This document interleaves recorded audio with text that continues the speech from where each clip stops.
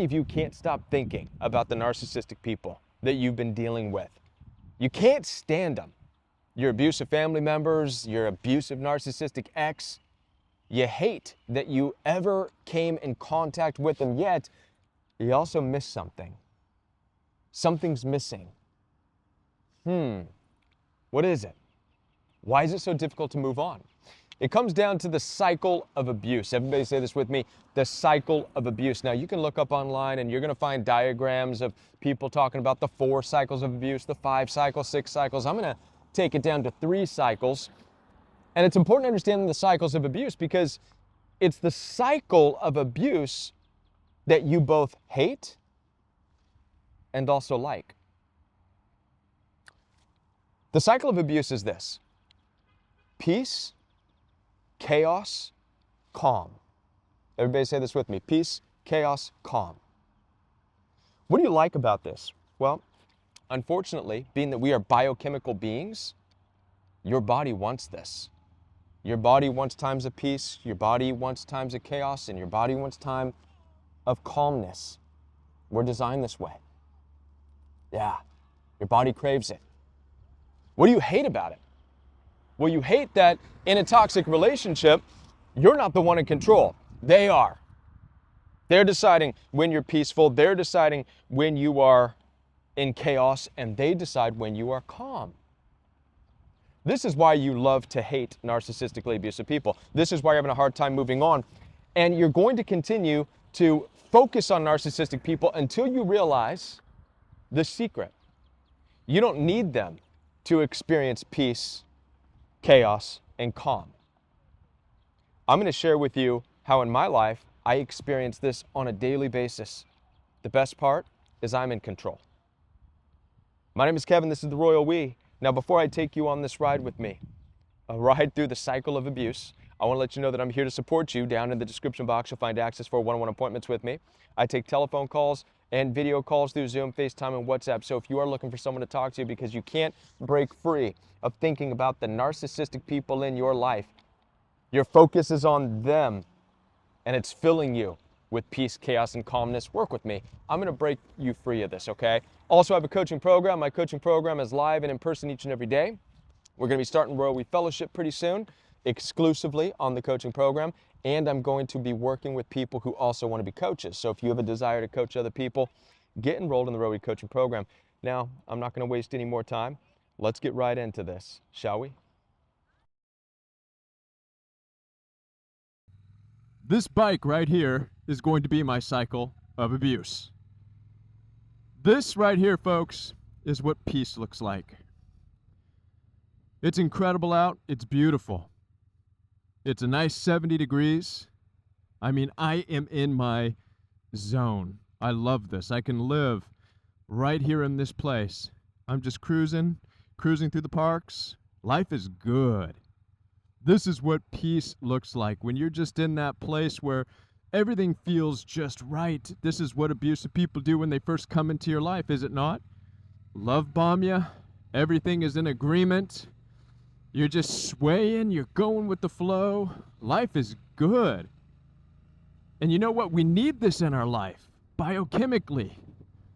We just want to be free. We want to experience this peace, this feeling that only comes when you feel like you're in control. There's no room for error. It's just good. This is what peace looks like. Now, we're designed to have times of peace in our life. It's important that we experience peace in our life. But here's the thing, if life was just always peaceful, well, that would be quite boring now, wouldn't it? In steps narcissistically abusive people. In the beginning, it's peaceful, just like this. You're doing your thing. You're enjoying it. Life is good.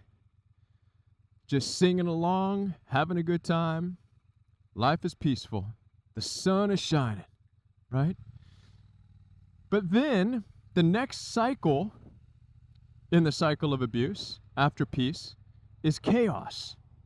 And what I've discovered about chaos is that it's as equally important in our lives biochemically as peace is. We need chaos Why? Because chaos is attached to certain things in our life, such as epinephrine, adrenaline, things that we need. Now, I'm about to take us from a place of peace and calm, and I'm about to willfully put myself into chaos. And I'm going to describe this feeling. The chaos that we are getting on is the freeway. Right now, my fear is starting to creep in a little bit more because I have to get up to a higher speed. Not only that, but I don't have the protection of doors around me. Not only that, but I can only hope that the other drivers are smart and that everybody sees me. One wrong move and I'm going to have a bad day. You know what I'm saying? This is chaos. Also, my frustration, my aggression has been invoked. Not to the point of anger, but aggressiveness, which makes me more alert. My adrenaline is going. I realize I have to be an aggressive driver, especially out here surrounded by other cars. So I have to turn on my aggression. It helps me with my focus. My anxiety is going. My heart is racing. I'm gripping my handlebars a lot tighter than I was before. This is what fight or flight feels like, folks. When you're dealing with toxic relationships, you get into this mode. And yet again, our body needs this. This is the same feelings, folks, that artists have. Performers, musicians, right before they step on the stage. Anything could go wrong. What if they mess up? What if the electricity goes out? What if people laugh? You all know this feeling. It's that feeling of fear, that high anxiety. Yes, it's pumping adrenaline through my veins right now as we speak. But the key here is that I'm in control. Yes, my heart is racing. Yes, my breathing has changed. Yes, my body is in a period of, or in a state of heightened awareness, fight or flight. But I've willfully chosen to do this. So you see, I've gone from peace now into fight or flight. Now, it's okay to stay here for quite some time. You know, the longer you stay in this, you find your comfort level in a way with the adrenaline, with gripping the handlebars tighter. And it's okay. You find your pace. The misconception out there is that when you're in fight or flight, that you're immobilized. No, that's in freeze. That's in fawn. I'm not in fawning. I'm not in freezing. I'm just in fight or flight. I'm in aggression right now. I'm in fear right now. But I'm able to control it. See, this is a super important thing for a lot of you all to hear.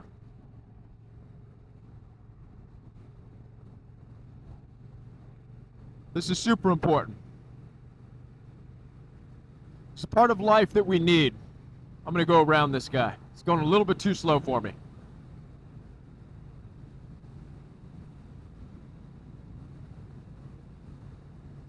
As I'm going even faster, pushing my limits.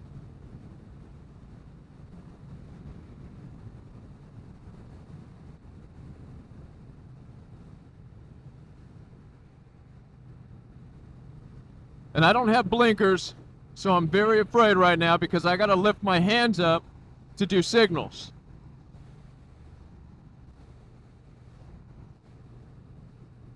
I didn't put my hand up, but I was watching that car. Now, I've had enough of this, so I'm going to go ahead and get off. And now this is the next part. This is the last phase of the cycle of abuse. This is the calm. See, I'm starting to be able to see the exit.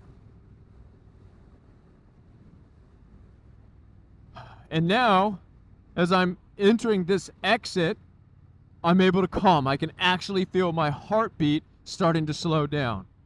My breathing is coming back. The aggression is going away. My frustration is going away. That anger is going away. This is the resolve, folks. This is the calm after the storm. This is when you could take that huge sigh of relief. I made it. I made it. And in this calm phase, this is the phase that leads back into peace. There's a couple of things that happen in the calm phase. Well, number one, you're calm because you're out of the storm. Number two, you're calm because you're also confident because you made it through the storm, especially when it's a storm that you willfully choose to go into, which is what I did when I went on the freeway on my motorcycle. So I have this confidence that I made it, that I'm okay. That plays into the calmness. Calmness equals you made it, you're safe, and you're a champion. This now allows you to go back into peace. Peace. Everything's good. Life is good. The sun is shining in the sky. There ain't a cloud inside. Mr. Blue Sky, Mr. Blue Sky. Ignore my singing. But this is the peaceful phase again. And now, at some point, I'm going to get back into the chaos. The reason I'm sharing this with you is because I have discovered how to manage and take control of my own biochemistry. You see, I don't need narcissistically abusive people in my life. Because when you're dealing with them, they're the ones controlling. When you are peace, when you are chaos, and when you are calm. And that's not how it's supposed to be. It's supposed to be you in this life. Defining your times of peace, defining your elements of chaos, and enjoying the calmness and the reward as a result.